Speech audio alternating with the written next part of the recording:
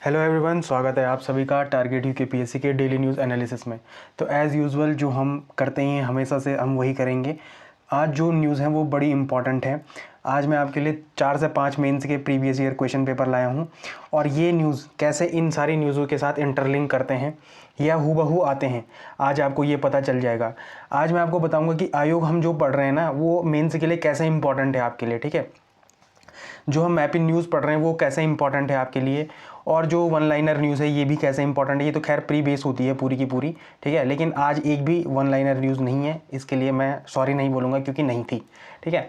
Yesterday question को तो देखेंगे ही देखेंगे, ठीक है। तो सबसे पहले जो इंपॉर्टेंट न्यूज़ है वो टैरिफ के कारण राज्य के निर्यात पर 20% की गिरावट। अब आप मुझे बताओ कि ये हम न्यूज़ जनवरी से कर रहे हैं कवर, ठीक है, सॉरी 11 दिसंबर से कर रहे हैं, ठीक है। जब से ट्रंप टैरिफ लगा रहा है तो मैंने आपको बताया था कि कैसे इसके उत्तराखंड पे कैसे इफेक्ट पड़ेंगे। तो आज न्यूज़ यही है कि उत्तराखंड में क्या हुआ है, टैरिफ लगने से 20% की गिरावट आई है, ठीक है। हमने कितने एस्पेक्ट में देखा था, देखो जब एफटीए आता है तो मैं आपको बताता हूं कि एफटीए से उत्तराखंड को क्या फ़र्क पड़ेगा, कितना फ़ायदा होगा, कितना नुकसान होगा। जब डोनाल्ड ट्रंप ने टैरिफ लगाए तब भी मैंने आपको बताया कि कैसे ये उत्तराखंड को नुकसान करेगा, ये अपनी कंट्री को नुकसान करेगा। देखो कंट्री वाला तो आपको हर जगह मिल जाएगा क्योंकि सेंट्रल लेवल पे बहुत सारे ऐसे बहुत अच्छे टीचर हैं जो इनका बहुत अच्छे तरीके से क्या करते हैं, एक्सप्लेनेशन करते हैं। पर उत्तराखंड में मेरी नज़र में तो कोई नहीं है, शायद आपकी नज़र में कोई हो तो मुझे भी बताना, ठीक है। तो इस न्यूज़ को हम पहले कवर कर चुके थे, तब मैंने आपको ये सब चीज़ें बता ली थी कि क्या क्या कमी आएंगी। आज वो प्रूफ होती दिख रही है। तो अब आप ये भी कह सकते हैं कि टारगेट यूकेपीएससी आपके लिए क्या कर रहा है, फुल प्रूफ उसके साथ, किसके साथ, डेटा के साथ आपके फ्यूचर के लिए क्या कर रहा है, आपको डेटा दे रहा है, ठीक। फिर उसके बाद है 405 जो पैक्स हैं, पैक्स समितियां। देखो पैक्स समितियां क्यों इंपॉर्टेंट होती है, क्या होती हैं, बहुत सारे लोगों को पता नहीं होगा, ठीक है। लेकिन पैक्स समितियां अब क्या बन रही है, ई पैक्स बन रही हैं, तो ये भी बड़ा इंपॉर्टेंट है। ये आपके प्री और मेन्स के लिए, ठीक है, बड़ा इंपॉर्टेंट है। और कहाँ कहाँ पर ये मेन्स में आपसे रिलेट करेगा ये मैं आपको जब हम ये टॉपिक कर रहे होंगे तब बता दूंगा, ठीक है। फिर देखो हम 3 दिन से लगातार पढ़ रहे हैं, फसाई पढ़ा। कल हमने देखा कि कैसे क्या हो रहा है कि खाने की चीज़ों में मिलावट हो रहा है।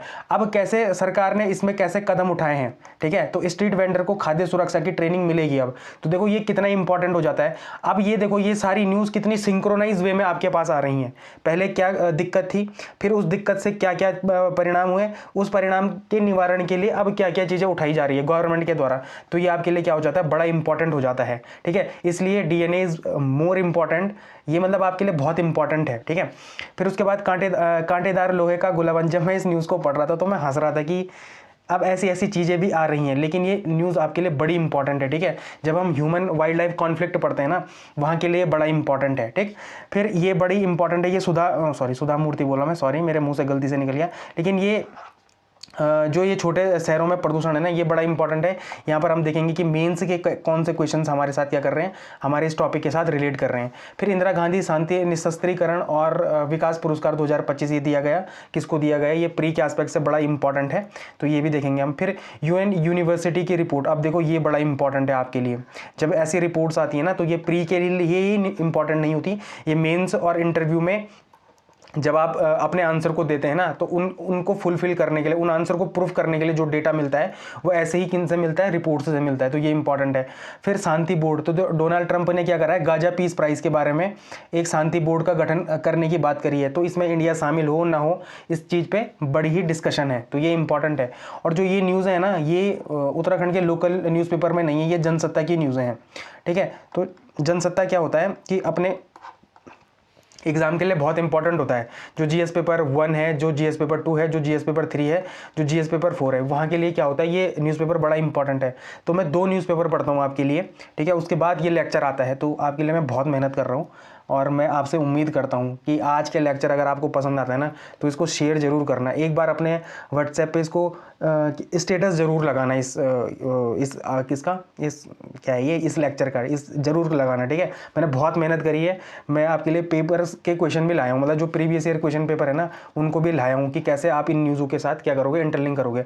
और आज आप PYQ का क्या करोगे, आंसर करोगे, ठीक है। कोई ऐसा मैं आपके लिए वो नहीं लाया हूँ, क्वेश्चन नहीं लाया हूँ। आज हम क्या करेंगे, PYQ के आंसर लिखने की कोशिश करेंगे, ठीक। तो ये इंपॉर्टेंट है।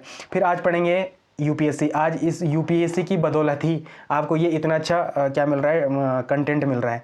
तो ये यूपीएससी तो मेरे लिए भगवान समान है, ठीक है। भले ही इसने मेरे को बहुत मतलब डाउनफॉल भी दिखाया मेरी ज़िंदगी में, रातों रात इसने मुझे रुलाया भी है, पर इस यूपीएससी की वजह से मैं ये लेक्चर बनाने के काबिल हुआ हूँ, ठीक है। तो वो तो ठीक है। फिर मैप न्यूज़ में देखेंगे मेडागास्कर, और मैं आपको ये लाइन, जो मेरी लाइन है, इसको हमेशा ही बोलूँगा आपके लिए कि लर्न मत करो, अंडरस्टैंड करो इस लेक्चर को, ठीक है। ये बड़ा इंपॉर्टेंट है, ठीक। तो ये टारगेट यूकेपीएससी का एक नया लोगो है, मैंने कल बनाया है बड़ा इनोवेटिव तरीके से। खैर, ये कमेंडेबल वर्क, कुछ लोगों ने बहुत ही अच्छे आंसर दिए कल, जैसे गोल्डी प्रजापति जी ने बहुत ही अच्छा आंसर दिया ये, ठीक है। बाकी लोगों जैसे रहस्य है इनका नाम, पता नहीं नाम तो इनका क्या है, लेकिन इन्होंने दुविधा की बहुत अच्छी परिभाषा दी है, ठीक है। इधर डायलेमा की परिभाषा मनीषा कर्णपाल ने भी दी है, इन्होंने भी दी है। तो ये बड़ा अच्छा लगा मुझे कि अब लोग लगातार आंसर कर रहे हैं। तो अभी भी कहूँगा जितने PYQ हैं उनके आंसर जरूर करें आप, ठीक है। और जो मैप दूंगा मैं आपको वो भी आप जरूर करना, ठीक।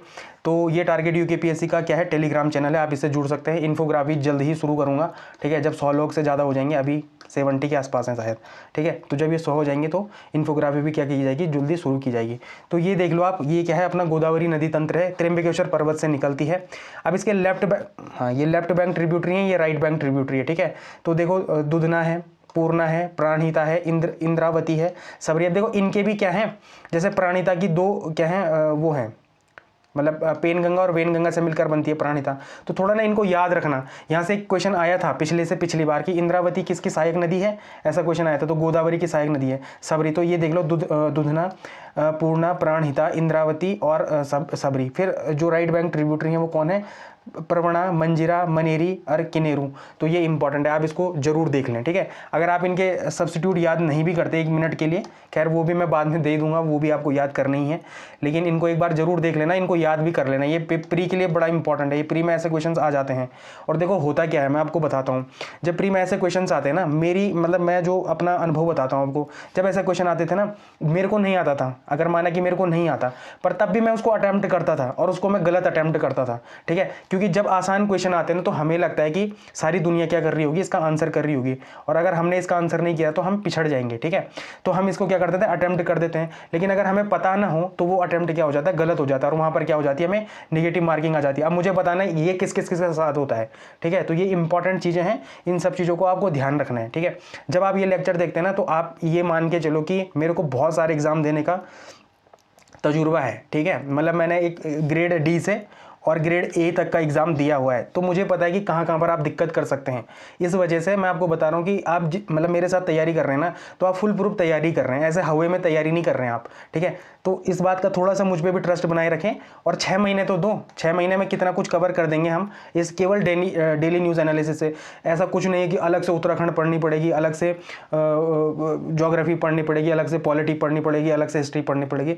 हम DNA में मैक्सिमम चीज़ों को कवर कर लेंगे। पर इसका मतलब ये नहीं कि आप उनको नहीं पढ़ोगे, उनको भी पढ़ोगे आप, उनका एक टाइम टेबल बनाओ और उनको भी एक तरफ से खत्म करने की कोशिश करो, और DNA को फिर उसके साथ मैच करने की कोशिश करो, तो आपको अल्टीमेट रिजल्ट मिलेंगे, ठीक है। तो आगे बढ़ते हैं। तो वन लाइनर आज तो कोई न्यूज़ है नहीं। सबसे पहले देखते हैं यस्टरडे प्रैक्टिस क्वेश्चन को। तो हाल ही में उत्तराखंड नागरिक उड्डयन विकास प्राधिकरण ने 4 धाम यात्रा के लिए हेली सेवाओं में कितने % की कटौती का निर्णय लिया है। तो 30% की कटौती का क्या किया है, निर्णय लिया है। तो ये इंपॉर्टेंट है। फिर योजना आयोग के स्थान पर नई संस्था कौन है, तो अपना सेतु आयोग है, ठीक है। मतलब सेंटर में नीति आयोग है और अपने राज्य में क्या है, सेतु आयोग है। फिर एक क्वेश्चन था कि खाद्य पदार्थों की मिलावट और उनकी जांच के संदर्भ में निम्न कथनों पर विचार करें। हल्दी में चमकदार पीला रंग आने के लिए अक्सर मेटानिल येलो और लेड क्रोमेट का उपयोग किया जाता है। तो ये सही है। पनीर और मावा में स्टार्च के मिलावट का पता लगाने के लिए आयोडीन टिंचर परीक्षण का मतलब परीक्षण किया जाता है, जिसके रंग क्या हो जाता है, नीला या काला हो जाता है, ठीक है। ये इंपॉर्टेंट है, तो ये भी सही है। लाल मिर्च पाउडर में ईंट का चूरा या सूडान डाई मिलाया जाता है, जो स्वास्थ्य के लिए हानिकारक है। तो ये तीनों ही सही है, ठीक है। इसका आंसर A है। तो ये बड़ा इंपॉर्टेंट क्वेश्चन है। अब मुझे जो लगता है ना, आपके पास ये आने वाला है कि आयोडीन टिंचर परीक्षण किस चीज़ का पता लगाने के लिए किया जाता है। देख लेना, ये आएगा, मुझे ऐसा लगता है, ऐसे मेरी गट फीलिंग है कि ये आ सकता है आपके प्रीलिम्स में इस बार क्वेश्चन, क्योंकि ये आयोडीन टिंचर ना 1-2 साल से ही न्यूज़ में है। इससे पहले ये न्यूज़ में नहीं था, और था भी तो ये बिल्कुल अपने शायद लेबोरेटरी में रहा होगा, लेकिन अब इसका लोगों ने क्या कर दिया है, कॉमर्शलाइज, मतलब कहीं पर भी इसका प्रयोग कर रहे हैं लोग, ठीक है। रेस्टोरेंट में जाते कई वीडियो देख लिए मैंने इसे, ठीक है। फिर राज्य के महाधिवक्ता की शक्तियों के बारे में कौन सा कथन गलत है। ठीक है, तो इसको भी आप देख लेना, ये तो बड़ा सिंपल सा क्वेश्चन है।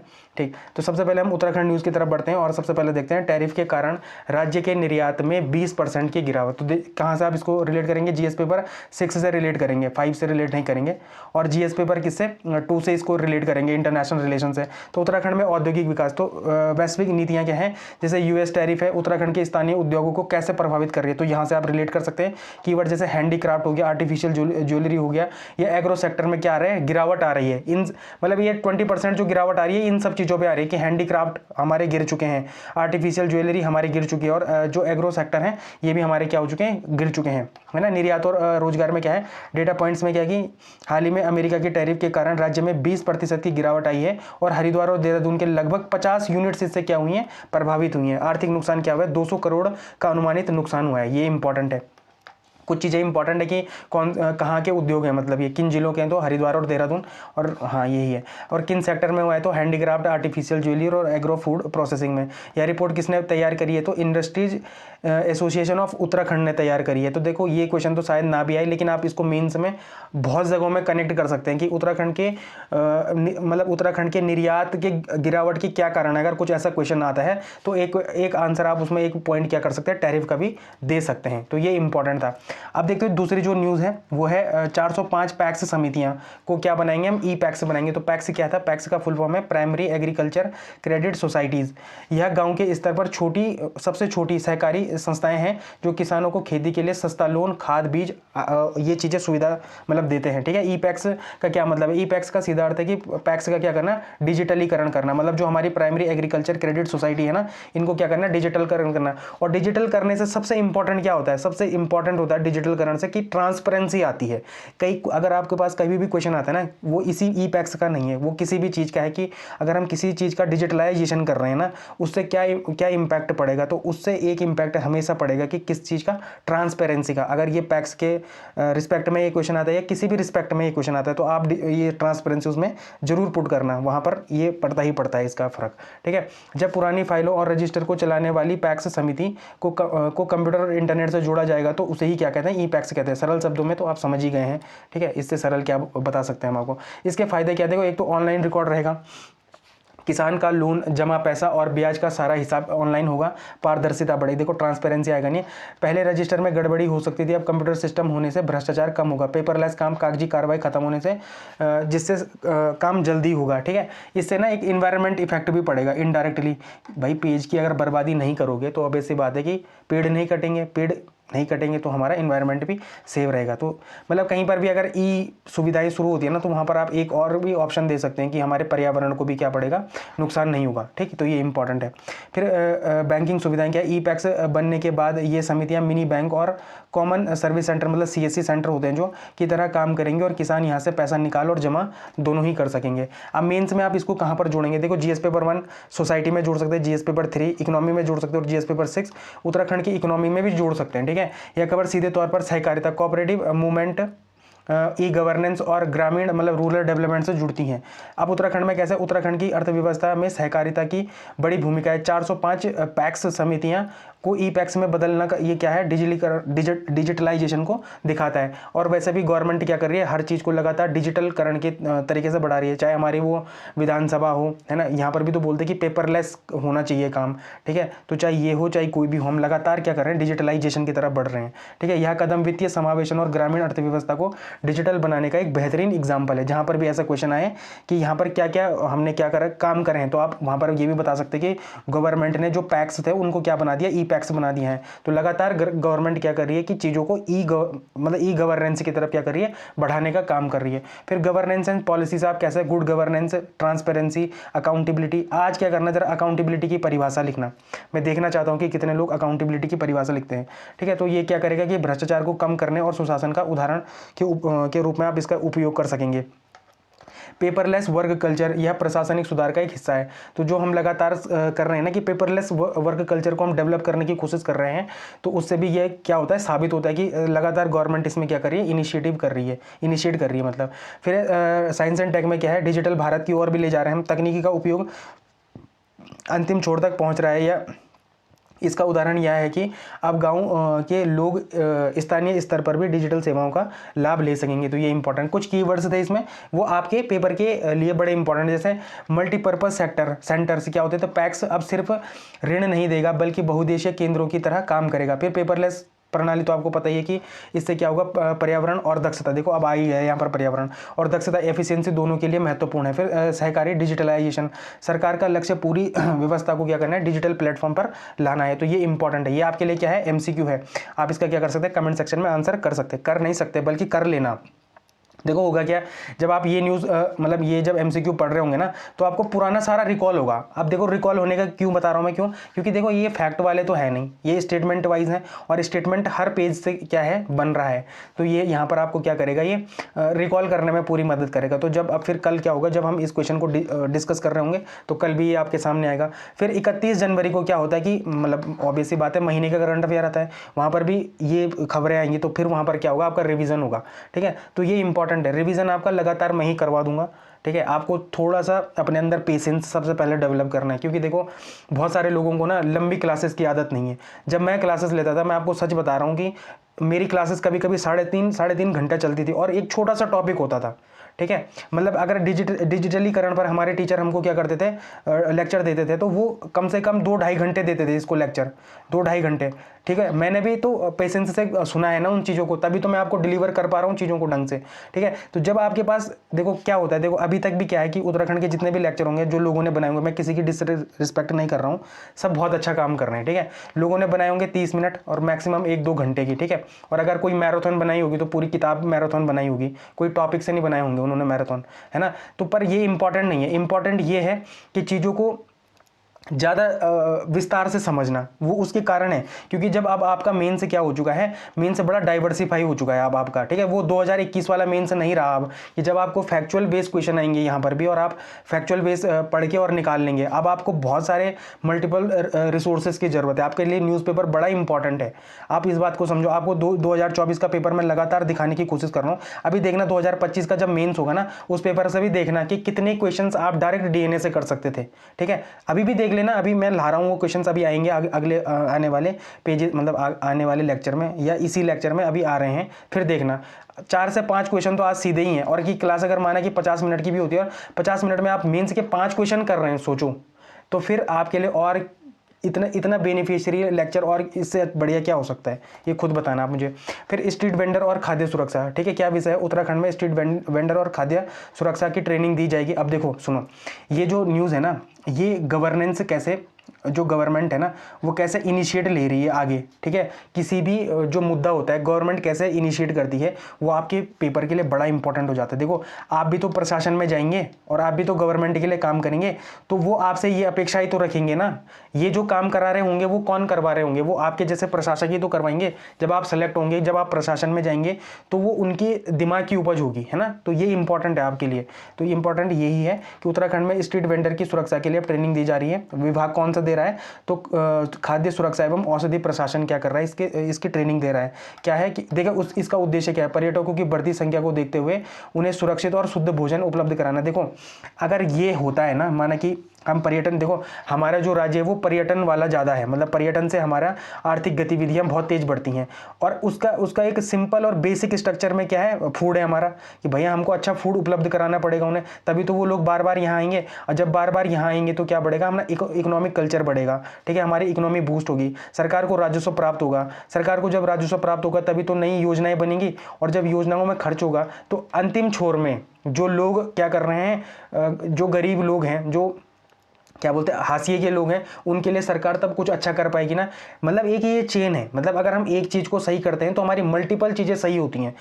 आप भी अपने देखो आप अपने दिनचर्या में एक बात याद करना कि आपकी बात, जैसे आप पे बहुत ज़्यादा बैड हैबिट्स हैं कोई, है ना, लेकिन आपने अगर एक हैबिट अपनी बना दी, कोई अच्छी सी हैबिट बना दी, तो वो आपकी कितने चीज़ों को इंप्रूवमेंट करेगी। माना अभी एक एग्जांपल लेते हैं, माना कोई इंसान दारू पीता है, मदिरा सेवन करता है। ठीक है, अब उसने सोचा कि मैं मदिरा सेवन नहीं करूँगा। ठीक है, तो जब ऐसा उसने सोचा तो सबसे पहले उसका शरीर स्वस्थ होगा। ठीक है, जब उसका शरीर स्वस्थ होगा तो उसके कितने इम्पैक्ट पड़ेंगे, देखो कितने इम्पैक्ट पड़ेंगे, कल्चरली इम्पैक्ट पड़ेगा, सोसाइटी वाला इम्पैक्ट पड़ेगा, उसके माता पिता पे उसका इम्पैक्ट पड़ेगा, उसके बच्चों पे उसका इम्पैक्ट पड़ेगा। तो वो एक चीज़ छोड़ने से मैक्सिमम चीज़ें क्या हो रही हैं, सही हो रही हैं, तो वो यहीं पर भी लागू होता है और वो आपकी निजी ज़िंदगी में भी लागू होता है। तो ये इंपॉर्टेंट चीज़ है। इसका विस्तार क्या है, यह अभियान अब जेल, जो हमारे रेलवे सेंटर है और जो हमारी क्या है स्कूलों में चलाया जा रहा है।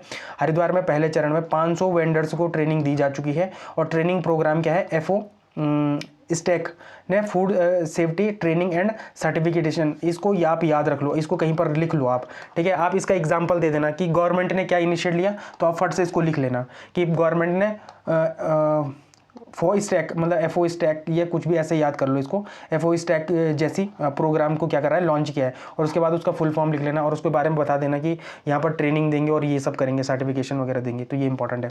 फिर पेपर आप इसको कहाँ पर कनेक्ट कर सकते हैं, तो GS पेपर 3 और GS पेपर 1 के साथ, GS पेपर 3 इकोनॉमी के साथ और GS पेपर 1 सोशल डेवलपमेंट के साथ, और जो इस पेपर 6 में जो अपना सोशल डेवलपमेंट है उत्तराखंड का, वहाँ पर भी आप इसको क्या कर सकते हैं, कनेक्ट कर सकते हैं। पर्यटन, उत्तराखंड की अर्थव्यवस्था पर्यटन पर टिकी है। यदि पर्यटन को हाइजीन और क्वालिटी फूड मिलेगा तो राज्य की छवि मतलब ब्रांड इमेज सुधरेगी, और ये क्या है, सस्टेनेबल टूरिज्म का एक एग्जाम्पल है, ठीक है। जो बाद में पीछे कर रहा था वो बात यहाँ पर प्रूफ हो गई है, ठीक है। फिर असंगठित क्षेत्र, स्ट्रीट वेंडर असंगठित क्षेत्र का बड़ा हिस्सा है, उन्हें ट्रेनिंग देना स्किल डेवलपमेंट और उनकी आजीविका को सुरक्षित करने के लिए क्या है, बड़ा कदम है, तो ये भी इंपॉर्टेंट है। फिर पेपर में क्या है, governance and polity, GS paper 2 से आप इसको रिलेट कर सकते हैं। पहला है लोक स्वास्थ्य, पब्लिक हेल्थ, संविधान के अनुच्छेद 47, देखो अब यहाँ पर DPSP भी पढ़ रहे हैं हम, ठीक है। और ऐसे जैसे छोटे छोटे संविधान अनुच्छेद आते हैं ना, इनको यहीं पे याद कर लेना, ठीक है। इसके लिए अलग से नहीं कि मैं अलग से कभी DPSP के लिए टाइम निकालूंगा और वो पढ़ूंगा, नहीं, जो जब आता है उसको वहीं पर निपटा देना, ठीक है। तो 47 आर्टिकल में क्या कि राज्य के कर्तव्य है कि वह पोषाहार स्तर और जीवन स्तर को ऊंचा करें और लोक स्वास्थ्य का क्या करें, सुधार करें। मतलब कुल मिला के आर्टिकल 47 में क्या है कि राज्य का क्या कर्तव्य है कि वो अपने राज्य में क्या करे, पोषाहार स्तर को बढ़ाए, जीवन स्तर को ऊंचा करने के लिए स्वास्थ्य, लोक स्वास्थ्य पर क्या करे, खर्च करे, ये सुधार करे, के तहत सरकार का दायित्व है। ये कल्याणकारी राज्य की भूमिका मतलब वेलफेयर स्टेट मतलब वही DPSP की क्या करता है, ये भूमिका निभाता है। फिर प्रशासनिक सक्रियता, प्रशासन केवल नियम बनाने तक सीमित नहीं है बल्कि कैपेसिटी बिल्डिंग मतलब क्षमता निर्माण पर भी काम कर रही है। तो अब इसको आप कहाँ पर भी रिलेट कर सकते हैं, साइंस टेक्नोलॉजी और हेल्थ पे भी रिलेट कर सकते हैं। खाद्य अपमिश्रण, ठीक है, इसमें क्या है कि खाद्य सुरक्षा सुनिश्चित करने के लिए तकनीकी प्रशिक्षण, जैसे FO स्टैक मतलब FO स्टैक पढ़ लो या FO स्टैक पढ़ लो, आप इसको कैसे मदद कर सकता है। यह प्रिवेंटिव हेल्थ केयर मतलब निवारक स्वास्थ्य सेवा का हिस्सा है, जिससे बीमारियों का बोझ क्या होगा, कम होगा, और ये हमारे लिए बड़ा इंपॉर्टेंट है, ठीक। फिर ये क्या है, आपके लिए MCQ है, आप इसका क्या कर सकते हैं, कमेंट सेक्शन में आंसर कर सकते हैं, ठीक है। फिर ये एक बड़ी खतरनाक न्यूज़ थी कि कांटेदार लोहे का गुलाबंद, आपको याद आ रहा होगा, एक कुत्ता होता है उसके गले में कांटे वाला होता है ना, ताकि उसको बाघ ना पकड़ पाए, तो वही है ये कहीं ना कहीं, ठीक है। और ये महाराष्ट्र से लिया गया है ये एग्जाम्पल, ठीक है। जब तक मैं इसको पढ़ रहा था ना मैं बड़ा हंस रहा था, लेकिन जैसे मैंने देखा कि ये महाराष्ट्र में इसने काम किया है, मतलब तभी तो उत्तराखंड में आया है, और जैसे मैंने देखा कि ये महाराष्ट्र में इसने काम अच्छा किया है, उत्तराखंड में कर रहा है, तो तब मुझे लगा कि थोड़ा रिलेवेंसी तो है इसकी, ठीक है। स्थान क्या है, हाल ही में मानव वन्यजीव संघर्ष रोकने के लिए गुलाबंद मतलब कांटेदार कॉलर का प्रयोग पायलट प्रोजेक्ट के रूप में किस जिले में शुरू किया जा रहा है, तो अल्मोड़ा में शुरू किया जा रहा है। प्रेरणा क्या है कि यह प्रयोग किस राज्य की तर्ज पर, तो महाराष्ट्र के पिंपरखेड़ क्षेत्र से किया गया। थीम क्या है, उत्तराखंड वन विभाग किस थीम पर काम करेगा, तो लिविंग विद लेपर्ड के साथ थीम पर। तो ये आपके प्री के लिए बड़ा इंपॉर्टेंट है, ये आपके प्री में आ सकते हैं ये क्वेश्चन से, ठीक है। और ये आप एज अ क्या कर सकते हैं, एज अ एग्जाम्पल के लिए अपने मेंस के लिए रख सकते हैं कि मानव जीव संघर्ष के लिए बचाने के लिए अगर उपाय आते हैं, तो आप एक उपाय यहाँ पर भी ये भी दे सकते हैं कि कांटेदार लोहे के गुलाबंद बना के लोगों को मतलब महिलाओं को पहनाए जा सकते हैं या लोगों को पहनाए जा सकते हैं, ठीक है। तो यहाँ पर क्या है मेंस में कहाँ पर मानव जीव संघर्ष के साथ आप इसको कनेक्ट कर सकते हैं। उत्तराखंड में मानव और तेंदुआ बाघ का संघर्ष बहुत बड़ा ज्वलंत मुद्दा है। GS पेपर 6 उत्तराखंड स्पेसिफिक और GS पेपर 3 इन्वायरमेंट मानव जीव संघर्ष को कम करने के उपाय इस गुलाबंद प्रोजेक्ट का उदाहरण दे सकते हैं, आप इस केस स्टडी में भी दे सकते हैं, ठीक है। इसमें क्या है कि इनोवेटिव समाधान और लिविंग विद लेपर्ड जैसे थीम्स का उपयोग किया गया है। महिला सुरक्षा और पहाड़ की अर्थव्यवस्था, पहाड़ में महिलाओं की ही अधिकतर क्या करती है, चारा लकड़ी लेने जंगल जाती है, इसलिए यह मुद्दा सामाजिक सुरक्षा और पर्वतीय महिलाओं की चुनौती से भी जुड़ा हुआ है। ठीक है, तो ये इंपॉर्टेंट है। ठीक है, तो इसको थोड़ा सा आप अपने दिमाग में रख लेना, ऐसा कुछ है नहीं इसमें, लेकिन थोड़ा सा अपने दिमाग में ये रख लेना कि ये भी एक क्या है, सुझाव है, मतलब ये एक इनोवेटिव समाधान है जो हम कर सकते हैं, अपना सकते हैं। ठीक, तो ये अल्मोड़ा में अपने राज्य ने कर दिया इसको, पायलट प्रोजेक्ट के तौर पर ये अल्मोड़ा में शुरू हुआ। कहाँ से लिया हमने, महाराष्ट्र के पिंपरखेड़ा क्षेत्र से लिया है। और इसकी थीम क्या है तो एक बार ये देख लेना, लिविंग विद लेपर्ड है। ठीक है, फिर ये देखो, ये जो न्यूज़ है, छोटे शहरों में प्रदूषण, तो ये बड़ा इंपॉर्टेंट है, मिथक का टूटना। यह धारणा गलत है कि वायु प्रदूषण केवल महानगरों की समस्या है। सीपीसीबी मतलब सेंट्रल पोल्यूशन कंट्रोल बोर्ड का डेटा बताता है कि बर्नीहाट जो अपना असम और मेघालय की सीमा पे है, और श्री गंगानगर, गंगानगर कहाँ है, राजस्थान में है, जैसे छोटे शहरों में प्रदूषण क्या क्या बन चुका है, हॉटस्पॉट बन चुका है। मुझे अच्छे से याद है, शायद पिछले ये जो 2025 का जो प्रीलिम्स हुआ था, वहाँ पर एक क्वेश्चन हॉटस्पॉट से भी रिलेटेड आया था ना प्रीलिम्स में, उसमें परिभाषाएं पूछी थी कि हॉटस्पॉट का मतलब क्या होता है, कि कुछ हॉटस्पॉट का एक परिभाषा दी थी, उसके बाद पूछा था कि ये परिभाषा किससे रिलेट करती है, तो उसका आंसर हॉटस्पॉट था। तो देख लो आप यहाँ से कि ये इंपॉर्टेंट है आपके लिए। फिर निगरानी तंत्र का अभाव। ठीक है, देश में 4000 से अधिक शहरों में से बहुत कम ही रियल टाइम मॉनिटरिंग स्टेशन है हमारे पास, ये है ना। अधिकतर जगह मैनुअल स्टेशन है जो पुराना डाटा देते हैं हमको। डाटा क्या है, यह रियल टाइम स्टेशन लगाने में करीब 1 करोड़ रुपए और सालाना रख रखाव में 20 लाख रुपए का खर्च आता है। यह छोटे शहरों के प्रशासन के लिए महंगा है। फिर सार्वजनिक परिवहन की कमी।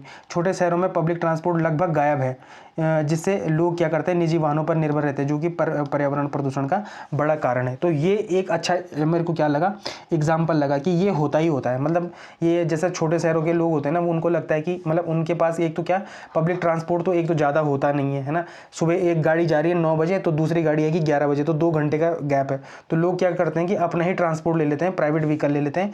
उससे क्या हो रहा है, पर्यावरण प्रदूषण बढ़ ही रहा है। ठीक है, फिर निर्माण कार्य क्या है, तो छोटे शहरों में निर्माण कार्य बढ़ रहे हैं, लेकिन वहाँ धूल नियंत्रण के नियम महानगरों जितने सख्त नहीं है। भाई मैं ये इसका तो मैं बड़ा, जब मैं इसको पढ़ रहा था ना, देखो हमारा जो जहाँ से मेरा गांव है, उसके ऊपर से एक सड़क जाती है, एक नेशनल हाईवे जाता है। आजकल उसका क्या हो रहा है, चौड़ीकरण हो रहा है।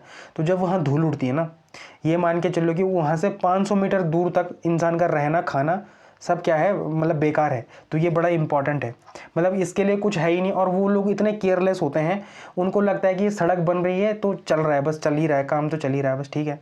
तो इसमें तो कोई भी कुछ नहीं कर सकता, तो ये इंपॉर्टेंट। ठीक है, फिर इसमें थोड़ा AQI के बारे में आया था, एयर क्वालिटी इंडेक्स, ये हम पहले भी पढ़ चुके हैं। देखो मेरे को अच्छे से याद है कि देहरादून का जब AQI 350 के आसपास था ना, तब भी एक न्यूज़ आई थी, तब वहाँ पर भी हमने AQI पढ़ा था। ठीक है, अब आप आज को अब मैं आपको ना आज बताऊंगा कि ये मेंस में भी ये क्वेश्चन आया है आपके लिए। ठीक है, क्या है ये, तो एक 0 से 500 तक का नंबर है, जिसमें शुद्ध और दूषित हवा के बारे में बताता है। ठीक है, इसमें 8 पोल्यूटेंट है, ये इंपॉर्टेंट है, ये प्री के एस्पेक्ट से बड़ा याद करने की जरूरत है।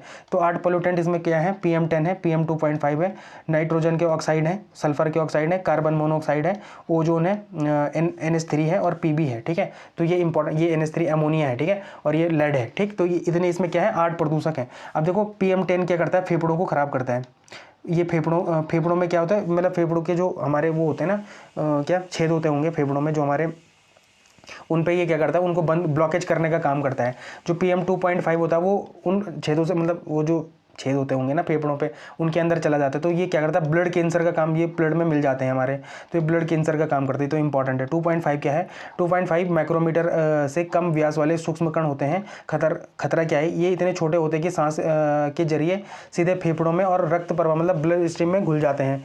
अब बर्नीहाट जो है हमारे पास, उस वहाँ पर क्या है, जो PM2.5 का स्तर दिल्ली से ज़्यादा था वहाँ पर। ठीक है, तो ये बड़ा इंपॉर्टेंट है। ये पिछले साल में एक रिपोर्ट आई थी, वहाँ पर बोला गया था कि सबसे प्रदूषित वो कौन है, सिटी कौन है, तो शायद बर्नीहाट था। ठीक है, हाँ ये मुझे अच्छे से याद है। ठीक है, ये 2025 के जनवरी महीने में कुछ उस टाइम पे ये बड़े न्यूज़ में था। ठीक है, तो ये इंपॉर्टेंट है। ठीक, अब देखो यहाँ पर आपके पास क्वेश्चन आया है, देखो ये मेंस का क्वेश्चन है, GS पेपर 3 है ये। ठीक है, 2024 का पेपर है आपका मेंस का।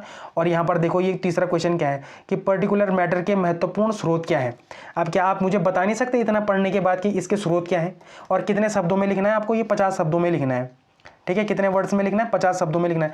इतने से ही आप 50 वर्ड्स बता सकते हैं। ठीक है, और ये कितने नंबर का है, 4 नंबर का है। तो देखो 4 नंबर आपको इसी लेक्चर से एक उससे मिल चुके हैं। ठीक है, किससे, एक टॉपिक से मिल चुके हैं 4 नंबर सीधे सीधे। ठीक है, अभी आप आगे आना, मतलब अभी आपको आगे भी मिलेगा, ठीक है। फिर है मैनुअल बनाम रियल टाइम स्टेशन। तो मैनुअल क्या है, यहाँ कोई व्यक्ति जाकर सैंपल इकट्ठा करता है और लैब भेजता है, डेटा आने में इसमें समय लगता है। लेकिन जो हमारा रियल टाइम है, यहाँ मशीनें हर मिनट क्या करती है, डेटा देती है और तुरंत पता लगाती है कि प्रदूषण बढ़ रहा है। मतलब ये लगातार हमको क्या देती है, एक अच्छा डेटा देती है कि प्रदूषण घट रहा है, बढ़ रहा है, ये क्या है।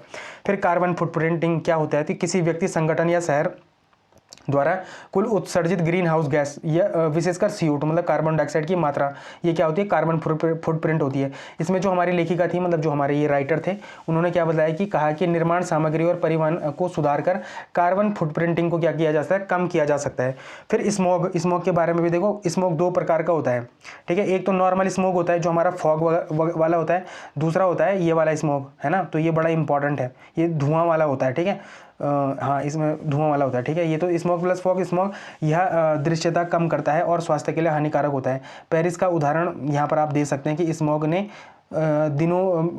के दिनों में वहाँ डीजल कारें क्या थी, बैन थी। जब क्या होता है, पेरिस में स्मोक लगा था ना, ठीक है। तो वहाँ पर क्या कर दी थी वहाँ की गवर्नमेंट ने, फ्रांस की गवर्नमेंट ने, पेरिस, हाँ, तो वहाँ की गवर्नमेंट ने क्या करा था कि डीजल कारों को बंद कर दिया था। तो स्मॉग ये इंपॉर्टेंट है। देखो अब ये क्वेश्चन है आपके पास, ठीक है। पेपर है आपका GS पेपर, वही है, ये GS पेपर 3 है साइंस एंड टेक में, और ये साइंस एंड टेक में, और ये क्या है, इन्वायरमेंट का क्वेश्चन। और क्वेश्चन कहाँ पर है, देखो ये तीसरा क्वेश्चन ये कि कार्बन फुटप्रिंटिंग क्या है और क्या यह उपयोगी है। तो आप इसको आंसर नहीं कर सकते। अब 100 शब्दों का ये क्वेश्चन है और 8 नंबर का क्वेश्चन नहीं है, ठीक है। तो अब आप देख सकते हैं कि ये कितना इंपॉर्टेंट आपके लिए क्या है, DNA है, ठीक है। और ये लाने का कारण ये था कि कल एक एस्पिरेंट ने ये बोला था कि सर इसके टाइम को रिड्यूस कर दो। देखो मेरे को टाइम रिड्यूस करने में कोई दिक्कत नहीं है। पहले भी जब मैंने स्टार्टिंग करी थी इस लेक्चर को बनाने में, शायद मैं 20 मिनट के आसपास बनाता था इसको, लेकिन फिर मुझे लगा कि यार लोग जब जुड़ रहे हैं और जब वो अपना 50 मिनट भी दे रहे हैं, तो कम से कम उनको उस हिसाब का नॉलेज तो मिले, और मतलब मैं ये तो बता पाऊँ कि मैं मतलब मोटिव क्या है उसको बनाने का, इस लेक्चर को बनाने का, ठीक है। कोई व्यूज़ गेन करना नहीं है भाई, इसका मोटिव सच में एक ही है कि आपके पास अच्छा कंटेंट पहुंचना। अभी तक ऐसा कुछ है ही नहीं यहाँ पर, ठीक। तो ये इंपॉर्टेंट है। और जल्दी अगर मतलब ज़्यादा नहीं हुआ तो 1-2 साल में फिर बंद भी तो हो जाएगा, ऐसा कुछ थोड़ी है। देखना न देखना तो आपके ऊपर है ना। खैर, तो ये है, ठीक है। तो यहाँ पर देखो कार्बन फुटप्रिंट से एक सीधे क्वेश्चन आया है, और ये हमने यहाँ से इसको क्या कर सकते हैं, कनेक्ट कर सकते हैं। तो 2 क्वेश्चन तो आज ये देखो कि एक टॉपिक से ही आ चुके हैं, है ना। तो ये इंपॉर्टेंट है, ठीक है। फिर निष्कर्ष और समाधान में क्या बोलोगे कि छोटे शहरों में बढ़ते प्रदूषण के क्या कारण और समाधान है। तो देखो क्या कारण और समाधान है, अगर कारणों के बारे में बताओगे तो यहाँ से दे दो। देखो नवाचार, महंगे शहरों की जगह लो कॉस्ट सेंसर के लिए स्टार्टअप्स को बढ़ावा देना चाहिए अपने को। निर्माण सामग्री, पर्यावरण हितैषी निर्माण सामग्री को बढ़ावा देना चाहिए, मतलब जो इको फ्रेंडली मटेरियल है ना उसको क्या करना चाहिए, बढ़ावा देना चाहिए। फिर सार्वजनिक परिवहन, छोटे शहरों में बस सेवा और नॉन मोटराइज्ड ट्रांसपोर्ट, मतलब जैसे साइकिल ट्रैक का निवेश करना चाहिए कि न कि सिर्फ सड़कों के चौड़ीकरण पे निवेश करना चाहिए। तो ये बड़ा इंपॉर्टेंट है। ये मतलब जो ये एग्जाम्पल है ना, ये एग्जाम्पल बहुत इंपॉर्टेंट लोगों ने दिए हैं। तो ये जो एग्जाम्पल है, ये ऐसा एग्जाम्पल नहीं है कि ऐसे ही है, ये किसी चलते चलते इंसान ने दी है, नहीं, उनके पास बहुत अच्छी डिग्रियां हैं भाई जिन्होंने ये एग्जाम्पल दिए हैं, ठीक है। तो ये इंपॉर्टेंट है। फिर इंदिरा गांधी शांति निशस्त्रीकरण और विकास पुरस्कार 2025 तो किसे मिला है, ग्रास मासेल को मिला है, ठीक है। ये कहाँ की निवासी है, तो अफ्रीका की मोजाम्बिक की निवासी हैं ये, ठीक। चेन जूरी के अध्यक्ष भारत के पूर्व राष्ट्रीय जो सुरक्षा सलाहकार शिव शंकर मेनन भी थे इसमें, और अन्य महत्वपूर्ण सम्मान भी मिले इनको, जैसे उन्हें संयुक्त राष्ट्र के लिए नानसेन शरणार्थी पुरस्कार भी मिला है। और पुरस्कार मिलने का कारण क्या है कि उनके जीवन का संघर्ष, आत्म शासन, मानवाधिकारों की रक्षा और कमजोर वर्गों के जीवन को बेहतर बनाने के लिए समर्पित रहा है। किनका, ग्रासा मासेल का। तो उनको क्या मिला है, इंदिरा गांधी शांति निशस्त्रीकरण और विकास पुरस्कार 2025 मिला है। तो ये आपके पेपर में आने वाला है, ठीक है। आप इसको स्टार मार्क करके रख लो और अपने पास संभाल के रखो इसको, ये आपके पास आने वाला है। फिर एक रिपोर्ट आई थी UN यूनिवर्सिटी रिपोर्ट 2024, ठीक है। तो इसके अनुसार क्या है, तो दुनिया की 3/4 आबादी स्वच्छ पानी से वंचित है। देखो अभी कुछ दिन पहले इंदौर में एक घटना हुई थी और गलती से मेरे उससे स्किप हो गई है, ठीक है, जहाँ पर दूषित पानी पीने से बहुत सारे लोगों की मौत हुई थी, ठीक है।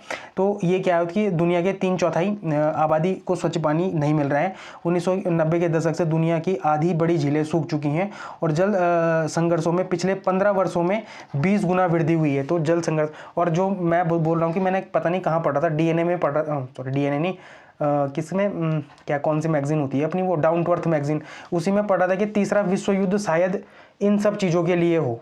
किन के लिए? पानी के लिए हो, स्वच्छ वातावरण के लिए हो। अब डोनाल्ड ट्रंप का कुछ पता नहीं है, क्या पता वो चौथा हो जाए, लेकिन मैं जस्ट बता रहा हूँ, ठीक है, ये इंपॉर्टेंट है।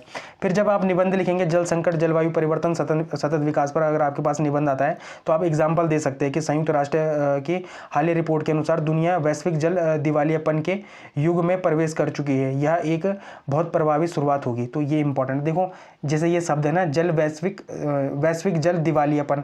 दिवालियापन अभी तक बैंक करप्सी के ही उसमें पढ़ते थे ना, कि बैंक करप्सी, बैंक दिवालियापन, लेकिन अब देख रहे हो आप कैसे टर्मिनोलॉजी यूज हो रही है, वैश्विक जल दिवालियापन।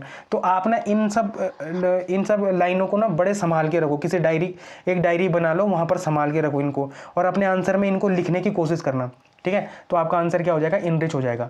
सामान्य अध्ययन और भूगोल और पर्यावरण, तो जल संसाधन पाठ्यक्रम में जल प्रबंधन और संरक्षण एक प्रमुख विषय है। अंतर्राष्ट्रीय संबंध में भी जैसे सिंधु नदी मतलब सिंधु नदी और भारत पाकिस्तान के बीच तनाव का जिक्र है, तो ये इंपॉर्टेंट है ही। फिर उत्तराखंड के लिए क्या है, देखो उत्तराखंड को भारत का वाटर टावर कहा जाता था, लेकिन यहाँ भी जल संकट गहरा रहा है। जैसे नैनीताल मसूरी में पानी की कमी हो रही है।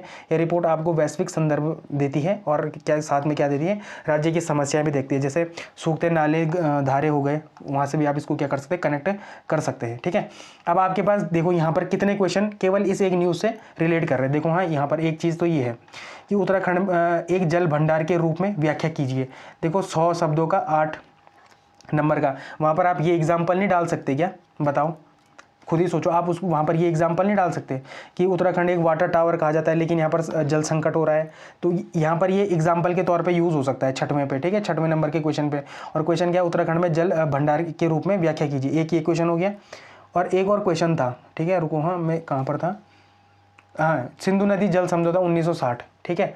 तो ये भले ही एक इनडायरेक्ट है, पर मैं जस्ट बताने की कोशिश कर रहा हूँ कि भारत की चिंताओं पर, तो भारत की क्या चिंता, एक जल वो भी नहीं हो सकती कि हमारे पास जल के इतने सारे संसाधन नहीं है। हम क्या कर रहे हैं, जो हमारी इंदिरा गांधी नहर है, अगर हम वहाँ ऊपर वाले जो 3 हमारे संधि हुई थी, सिंधु जल समझौता से हमारी जो 3 नदियों की संधि हुई थी कि उनको हम पाकिस्तान को ज़्यादा पानी देंगे, अपने पास कम रखेंगे। और इस बार तो ये न्यूज़ में भी है, ठीक है, जब से ऑपरेशन सिंदूर हुआ है, तो इसके आने के चांसेस बहुत हाई हैं आपके पास, ठीक है। प्री और मेंस में इस बार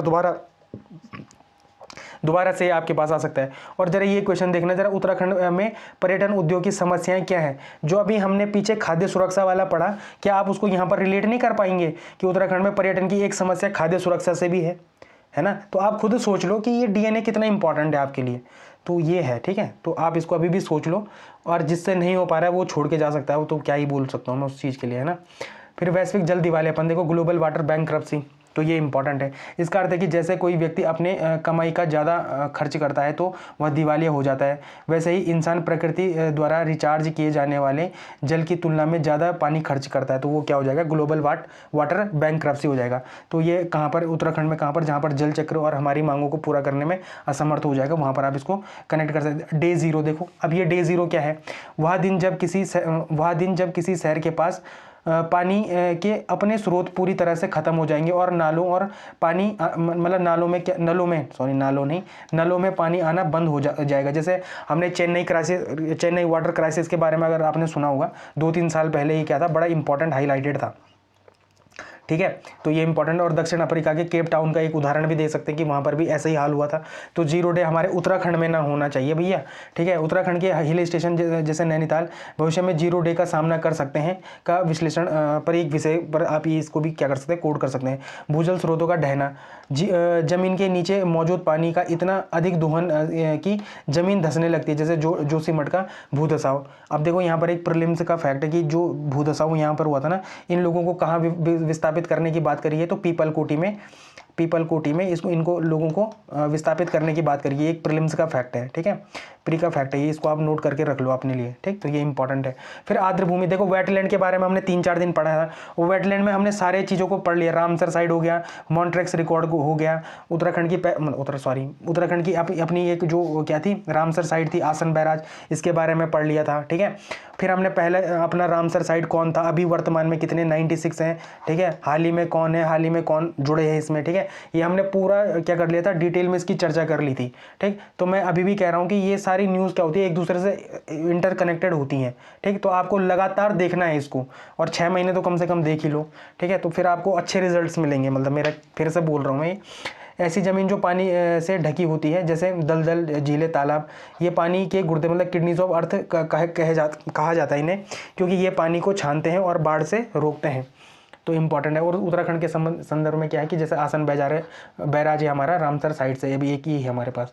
फिर जल संघर्ष और तनाव क्या है कि पानी की कमी के कारण देशों या राज्यों के बीच लड़ाई या हिंसा हो रही है। रिपोर्ट 2010 में 2024 के बीच संघर्षों में भारी वृद्धि हुई। पहले 20 होते थे कभी, और अब कितने हो रहे हैं, 419 हो रहे हैं। मतलब 2010 में कितने संघर्ष थे, 20 थे, और 2024 में कितने संघर्ष हो गए, तो 419 संघर्ष हो गए। और सिंधु जल संधि जो वो है ही, ठीक है। भविष्य में पानी को लेकर होने वाले भू राजनीतिक तनाव, अब देखो यहाँ पर जो ये क्वेश्चन था, सिंधु जल नदी तंत्र जल संधि 1960 के बारे में भारत की चिंता है। अब भारत की चिंताओं में क्या एक ये चिंता नहीं है कि भू राजनीतिक तनाव वहाँ पर हो सकता है, ठीक है, तो ये इंपॉर्टेंट है, ठीक है। फिर शिक्षा और नवाचार की चुनौतियाँ, तो ये बड़ा इंपॉर्टेंट है आपके लिए, ठीक है। तो यहाँ पर ये जनसत्ता का आर्टिकल था और ये बड़ा इंपॉर्टेंट था। तो लेख में क्या लेखक ने बताया कि नीति आयोग की सिफारिश के बावजूद शिक्षा पर जीडीपी 6% खर्च नहीं हो रही है। समग्र शिक्षा अभियान और जो हमारी एनईपी है का जमीनी स्तर पर असर नहीं दिख रहा है। तो कहाँ से आप इसको रिलेट करेंगे, जीएस पेपर 1 सोशल जस्टिस से आप इसको क्या कर सकते हैं, रिलेट कर सकते हैं। और आपका जो क्या है वहाँ पर जो सिलेबस है, सामाजिक क्षेत्र सेवाओं के विकास और प्रबंधन से संबंधित विषय, शिक्षा और मानव संसाधन, उस टॉपिक से आप इसको क्या कर सकते हैं, रिलेट कर सकते हैं। फिर विज्ञान, तकनीकी और नवाचार, तो भारत पेटेंट फाइलिंग में दुनिया में 6वें स्थान पर है। हम 6G और कृत्रिम मेधा मतलब AI के नेतृत्व करना चाहते हैं, लेकिन शोध के इसमें पीछे, मतलब हमारा सच में आज भी क्या होता है, R&D बहुत कम है। रिसर्च एंड डेवलपमेंट में हम अपने जीडीपी का शायद 1% भी नहीं देते। शायद जरा गूगल करके मुझे भी बताना कि कितना हम अपने R&D पे खर्च करते हैं, रिसर्च एंड डेवलपमेंट में खर्च करते हैं, ठीक है। फिर सिलेबस से link GS paper 3 science and tech में आप इसको किससे रिलेट कर सकते हैं कि विज्ञान एवं प्रौद्योगिकी में भारतीयों की उपलब्धि, प्रौद्योगिकी और स्वदेशीकरण और नई प्रौद्योगिकी का विकास। अब देखो जब भी ये आता है ना, तो लोग पता क्या लिखते हैं कि भारत के लोगों ने गूगल और माइक्रोसॉफ्ट का नेतृत्व किया है।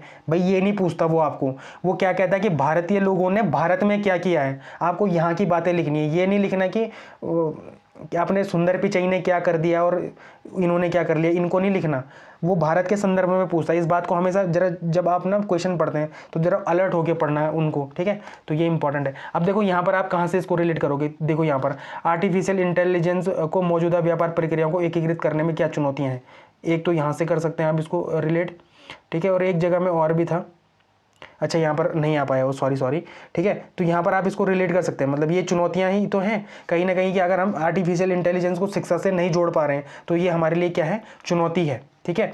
तो ये इंपॉर्टेंट है। फिर यहाँ पर देखो रोजगार और अर्थव्यवस्था, पुरानी नौकरियां अब खत्म हो रही हैं, दफ्तरों में काम कागज रहित मतलब पेपरलेस हो रहा है। युवाओं के पास डिग्रियां हैं लेकिन वे इंडस्ट्री में ज़रूरतों मतलब जो स्किल गैप के हिसाब से तैयार नहीं है। सिलेबस से जीएस पेपर 3 इकोनॉमी में यहाँ पर भारतीय अर्थव्यवस्था, योजना, संसाधनों को जुटाना, प्रगति, विकास और रोजगार से संबंधित विषय। तो आप यहाँ पर इसको क्या करते हैं, कनेक्ट कर सकते हैं। फिर समावेशी विकास में भी कर सकते हैं कि नवाचार सिर्फ शहरों तक सीमित नहीं रहना चाहिए, इसे गांव-गांव तक पहुँचना होगा। डिजिटल डिवाइड एक बड़ी समस्या है। अब मैं गारंटी के साथ बोल रहा हूँ आपके पास जो नया क्वेश्चन आएगा ना वो डिजिटल डिवाइड पर जरूर आएगा, ठीक है। और जीएस पेपर 3 इकोनॉमी, समावेशी विकास और उससे उत्पन्न होने वाले विषय।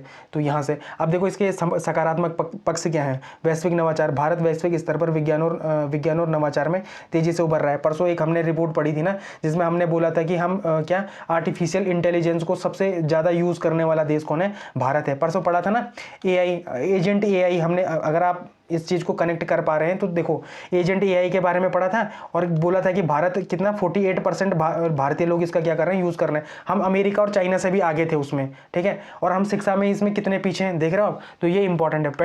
पेटेंट फाइलिंग के मामले में दुनिया में हम 6वें स्थान पर हैं।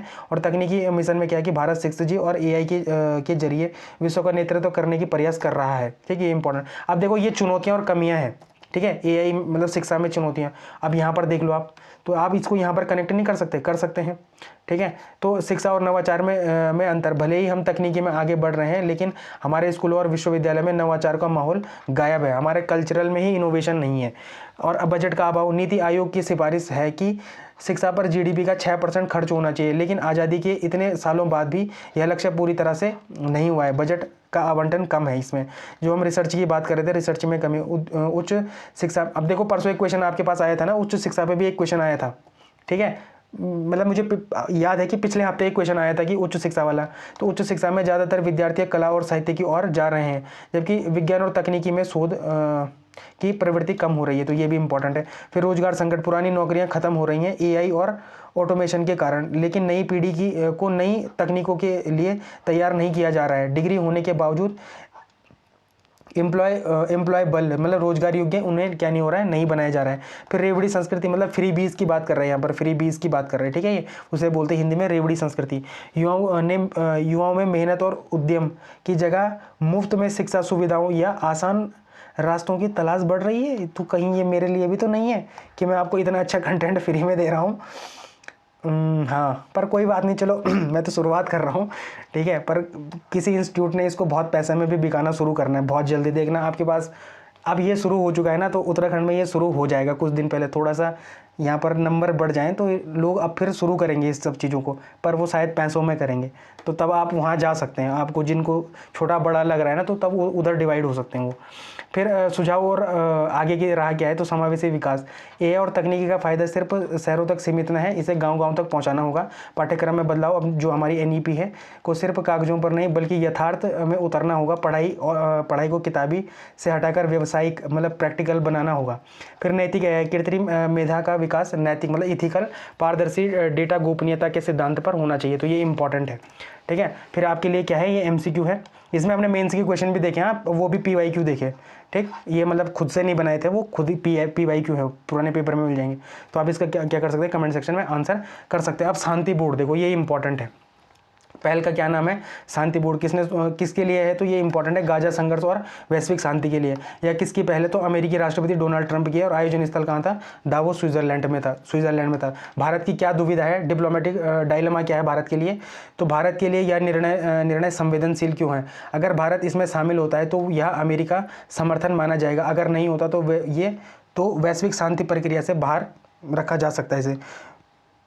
गुट निरपेक्ष 2.2, ये बड़ा इंपॉर्टेंट है। भारत हमेशा द्विपक्षीय समाधान या संयुक्त राष्ट्र के माध्यम से शांति का पक्षधर रहा है। ट्रंप का यह बोर्ड UN के समानांतर एक गुट जैसा दिख रहा है, जिससे भारत बचना चाहता है। अब बताओ, मैं जो आपको मैपिंग न्यूज़ कराता हूँ ना, वो मैं आपको बायलैटरल रिलेशन के लिए ही करवा रहा हूँ उन सब चीज़ों को, ठीक है। उसमें एक ज्योग्राफी का एस्पेक्ट भले ही जोड़ के मैं उसको ज्योग्राफी का एस्पेक्ट जोड़ के ही भले मैं उसको क्या प्रीलिम्स ओरिएंटेड भी बनाने की कोशिश करता हूँ, लेकिन ज़्यादा फोकस मेरा द्विपक्षीय समझौते पे होता है, ये इंपॉर्टेंट है, ठीक है। फिर पश्चिमी एशियाई नीति क्या है, तो भारत के संबंध इजराइल और अरब देशों जैसे UAE, सऊदी अरेबिया दोनों के साथ अच्छे हैं। इस बोर्ड में शामिल होने से शामिल होने या ना होने से संतुलन बिगड़ सकता है, तो ये इंपॉर्टेंट है, ठीक है। अब देखो यहाँ पर आपके पास एक क्वेश्चन आया था पिछले साल क्या हुआ था कि तालिबान और अमेरिका वाली बात चल रही थी, ठीक है। तो तालिबान और अफगानिस्तान वाली बात चल रही थी। तालिबान शासन के अंतर्गत अफगानिस्तान के वर्तमान परिदृश्य और भारत के लिए इसके महत्व पर चर्चा करें। और इस साल अब करंट में क्या चल रहा है, गाजा चल रहा है। तो अब अगर आप इस क्वेश्चन के साथ रिप्लेस करना चाहो, अगर यहाँ पर पूछ दे वो गाजा, ठीक है, गाजा शासन और इजराइल वर्तमान परिदृश्य में भारत के लिए इसके महत्व पर चर्चा करें। मतलब गाजा और इजराइल, फिलिस्तीन, क्योंकि भारत तो फिलिस्तीन को भी सपोर्ट करता है, ठीक है। तो अब अगर यहाँ पर फिलिस्तीन शासन या गाजा तो नहीं आएगा खैर, पर फिलिस्तीन शासन के अंतर्गत इजराइल के वर्तमान परिदृश्य और भारत के लिए इसके महत्व पर चर्चा करें, तो ये क्वेश्चन बनने की क्या है, प्रोबेबिलिटी ज़्यादा है, ठीक है। तो ये मैं आपको बताना चाह रहा हूँ, ये चीज़ें इंपॉर्टेंट है, समझो इस बात को, ठीक है। जो आपको पढ़ाया जा रहा है वो ऐसा ही नहीं पढ़ाया जा रहा है। मैंने जो तप किया है उसका फल आपको मिल रहा है। थोड़ा सा इसका रिस्पेक्टफुल तरीके से इसके साथ पेश आना चाहिए आपको, ठीक है। फिर ये आपके साथ क्या है, MCQ है आपका, इसका आप कमेंट सेक्शन में क्या कर सकते हैं, आंसर कर सकते हैं। अब आयोग, अब देखो ये आयोग है ना, मैं आपको एक चीज़ बताता हूँ, ये देखो ये यहाँ पर क्वेश्चन नंबर 8, भारत के निर्वाचन आयोग के प्रमुख कार्य बताओ। कौन से कितने नंबर के में आ रखा है, 100 शब्दों में आ रखा है 8। और हमने निर्वाचन इलेक्शन कमीशन ऑफ इंडिया को पढ़ दिया है हमने शायद, हाँ चुनाव आयोग को हम पढ़ चुके हैं। तो क्या आप ये नहीं लिख सकते? और आज अगर मैं यूपीएससी करा रहा हूँ तो यहाँ पर क्या ये नहीं आ सकता कि भारत में जो संघ लोक सेवा आयोग के प्रमुख कार्यों को बताओ 100 शब्दों में, तो ये नहीं आ सकता क्या? वो आ सकता है। आपको इन सब चीज़ों के लिए थोड़ा सा सजग होना चाहिए। जो करवा रहा हूँ बहुत सटीक और सही करवा रहा हूँ, ठीक है। तो ये इंपॉर्टेंट है। तो यूपीएससी के बारे में पढ़ लेते हैं, मेरा मंदिर, इसको पढ़ लेते हैं, ठीक है। संवैधानिक प्रावधान क्या है? तो भाग अपने भाग 14 में है, ये 14 में है भाग। और कौन सा अनुच्छेद में है? तो 315 से 323 तक है, ठीक है। कैसी बॉडी है? तो कॉन्स्टिट्यूशनल बॉडी है, मतलब संवैधानिक निकाय है, क्योंकि इसका गठन सीधे संविधान द्वारा किया गया है। संरचना क्या है? तो इसमें एक अध्यक्ष होता है और अन्य सदस्य होते हैं। इनकी नियुक्ति राष्ट्रपति द्वारा की जाती है। संविधान के सदस्यों की संख्या निर्धारित नहीं है, यह राष्ट्रपति के विवेक पर छोड़ा जाता है। अभी कितने अध्यक्ष सहित 9 या 11 सदस्य होते हैं? जरा बताना इस टाइम पे अभी यूपीएससी के अध्यक्ष कौन है, ठीक है। वो यूपीएससी के अध्यक्ष कौन है जरा बताना, बिना गूगल करे। और जिनको नहीं आता वो गूगल कर लो, ठीक है, वो गूगल कर लो। पर जिनको आता है वो बिना गूगल, ऑब्वियस सी बात है जब आता होगा तो बिना गूगल करके ही दे दोगे। पर हाँ, इसका आंसर जरा जरूर देना। योग्यता क्या है कि संविधान में कोई विशिष्ट योग्यता निर्धारित नहीं है, सिवाय इसके कि आधे सदस्य ऐसे होने चाहिए जिन्हें भारत सरकार या राज्य सरकार के अधीन कम से कम 10 वर्षों तक काम किया हो जिन्होंने। कार्यकाल और निष्कासन क्या है? कार्यकाल पद ग्रहण करने की तारीख से 6 वर्ष या 65 वर्ष की आयु जो भी पहले हो जाए उस हिसाब से है। इस्तीफा वे कभी भी राष्ट्रपति को अपना इस्तीफा दे सकते हैं। हटाना क्या है? उन्हें केवल राष्ट्रपति द्वारा ही हटाया जाता है, लेकिन इसके लिए कुछ शर्तें। पहले दिवालिया होना चाहिए, उन्हें अपने कार्यकाल के दौरान किसी और वैतनिक रोजगार में लगने पर, ठीक है, हाँ मतलब नहीं लग सकता हूँ। फिर मानसिक या शारीरिक रूप से अक्षम होना चाहिए। कदाचार मतलब मिसबिहेवियर उनका साबित होना चाहिए, ठीक है। तो ये इंपॉर्टेंट है। फिर स्वतंत्रता क्या है? इसमें इंडिपेंडेंस क्या है कि यूपीएससी निष्पक्ष रूप से कार्य कर सके, इसके लिए संविधान में कुछ प्रावधान किया गया। क्या? अध्यक्ष और सदस्य को कार्यकाल की सुरक्षा, सिक्योरिटी ऑफ टेन्योर प्राप्त है। अब उनकी सेवा शर्तें नियुक्ति के बाद उनके नुकसान के लिए बदली नहीं जा सकती हैं। इनका वेतन और भत्ता भारत की जो कंसोलिडेटेड फंड ऑफ इंडिया है, मतलब संचित निधि है, उन पर भारित है, जिस पर संसद में मतदान नहीं होता है, ठीक है। यूपीएससी का अध्यक्ष सेवानिवृत्ति के बाद भारतीय राज्य सरकार के अधीन किसी और नौकरी का पात्र नहीं होता है। ये इंपॉर्टेंट है। जरा मुझे क्या बताना है आपने? यूपीएससी के अध्यक्ष मतलब मेरे मंदिर के पुजारी का नाम बताना है। तो जरा बता देना ये कौन है हमारे अध्यक्ष यूपीएससी के, ठीक है। ये इनके फंक्शन क्या है? इनके फंक्शन कौन से आर्टिकल में है? 320 वाले आर्टिकल में है। अखिल भारतीय सेवाएं, ऑल इंडिया सर्विसेज, केंद्रीय सेवाएं और केंद्र शासित प्रदेशों के लिए परीक्षाओं का आयोजन करना। फिर कार्मिक प्रबंधन के से संबंधित मामलों पर सरकार को सलाह देना और अनुशासनात्मक मामलों पर सलाह देना। राष्ट्रपति द्वारा मांगे जाने पर किसी भी मामले पर सलाह देना इनको करना पड़ता है, ठीक है। तो ये अपना आयोग भी हो गया, ठीक है। तो मैंने बता दिया कि आयोग क्यों इंपॉर्टेंट है, क्योंकि आपके पास ऐसे क्वेश्चन आते हैं, ठीक है। भारत के निर्वाचन आयोग के बारे में कार्य बताओ। अब पूछा जा सकता है कि भारत मतलब यूपीएससी के इनके बारे में बताओ, ठीक है, इनके कार्यों के बारे में बताओ। ये यूपीएससी पे एक टिप्पणी लिखने के लिए आ सकती है, ठीक। आज पढ़ते हैं ये क्या है? मेडागास्कर है। तो मेडागास्कर को पढ़ते हैं। अभी क्या है यहाँ पर 2025 में अक्टूबर में क्या होता है? तख्ता पलट हुआ था। तो अक्टूबर 2025 में मेडागास्कर में एक सैन्य तख्ता पलट हुआ। देश में लंबे समय से बिजली और पानी की कटौती को लेकर यहाँ पर भी क्या हुए? जेनजी विरोध हुए थे। आप केवल नेपाल और एक जगह और थी यार, क्या थी वो? मेडागास्कर, नेपाल और एक जगह और भी थी जहाँ पर जेनजी प्रोटेस्ट हुए थे, मुझे याद नहीं आ रहा है। मैक्सिको में हुए थे, हाँ मैक्सिको में हुए थे, ठीक है। तो 3 जगहों में जेनजी प्रोटेस्ट हुए हैं अभी, ठीक, ये इंपॉर्टेंट है। फिर राष्ट्रपति का निष्कासन। इन विरोध प्रदर्शन के बाद सेना ने हस्तक्षेप किया और तत्कालीन राष्ट्रपति एंड्री राजोएलिना को हटा दिया गया और कर्नल माइकल रेंड्रियानिरीना को क्या बना दिया गया? यहाँ का नेतृत्व संभाला गया, इनके द्वारा संभाले गए। देखो कर्नल हैं तो ये क्या हुआ है? मिलिट्री कूप हुआ है। तो ये बड़ा इंपॉर्टेंट है और किसी भी देश के लिए ये मिलिट्री कूप होना बहुत ही ज़्यादा नुकसानदेह बात होती है, ठीक है। तो ये इंपॉर्टेंट है। फिर संवैधानिक संकट।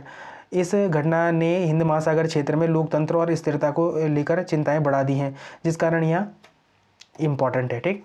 फिर मेडागास्कर का भूगोल क्या है? तो मेडागास्कर एक अद्वितीय द्वीपीय देश है जो अपने जैव विविधता बायोडाइवर्सिटी के लिए प्रसिद्ध है। इसे अक्सर 8वां महाद्वीप भी कहा जाता है। जरा बताना कि सबसे बड़ा द्वीप कौन सा है? जब मैं ग्रीनलैंड पढ़ा रहा था ना, मैंने आपको बताया कि सबसे बड़ा कौन है, दूसरे पे कौन है, तीसरे पे कौन है, चौथे पे कौन है। जरा मुझे बताना कि ये 4 एक क्रोनोलॉजिकल ऑर्डर में बताना।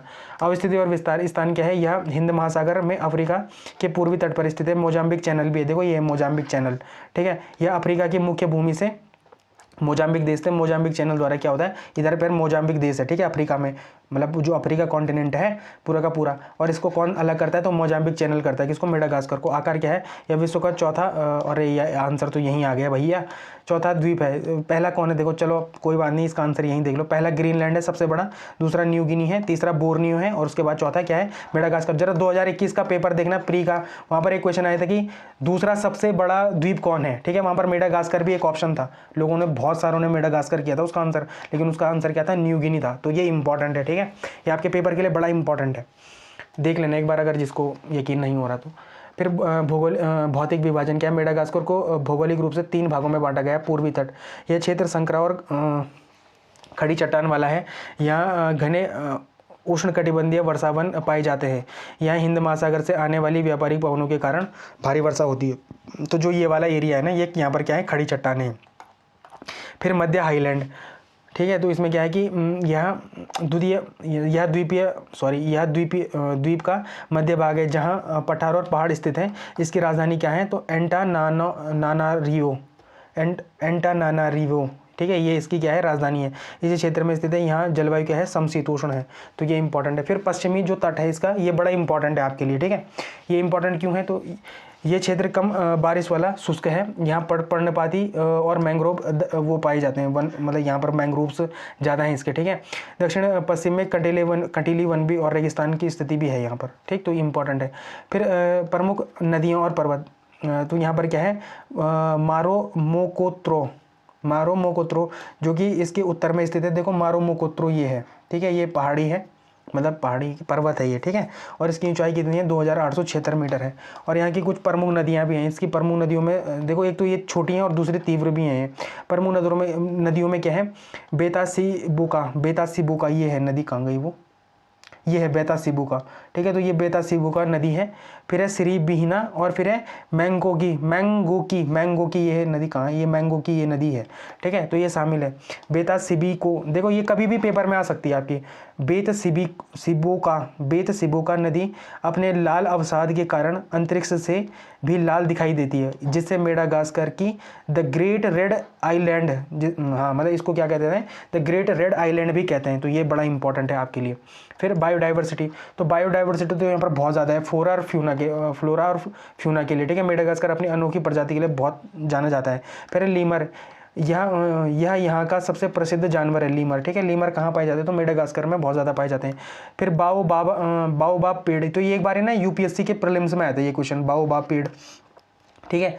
ताज्जुब की बात यह है कि यहीं 6 प्रजातियाँ पाई जाती हैं, और पूरा अफ्रीका में एक बाओबाब के पेड़, मतलब एक प्रजाति केवल पूरे अफ्रीका में पाई जाती है, और 6 प्रजातियाँ अकेले यहाँ पाई जाती है मेडागास्कर में, ठीक है। यह दुनिया की लगभग 50% गिरगिट पाई जाती है, तो यहाँ पर 50% क्या पाई जाती है, दुनिया की गिरगिट प्रजाति है उनकी, मतलब सॉरी, हाँ, ठीक है।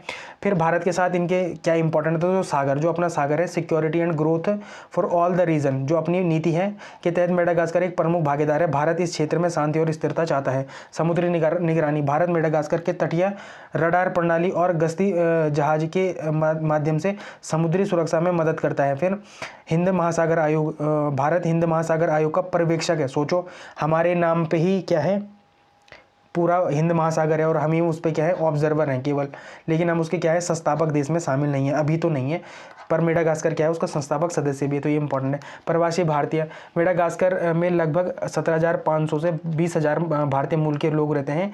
इसमें से अधिकतर गुजरात, खासकर पोरबंदर और जामनगर से हैं, जो 19वीं शताब्दी के अंत में व्यापार के लिए वहाँ बसे थे। स्थानीय भाषा क्या है, मालागासी, ये पेपर में आ सकता है मालागासी, इवन ये आया भी हुआ है, ठीक है, कि मालागासी कहाँ की स्थानीय भाषा है, तो मेडागास्कर की है मालागासी।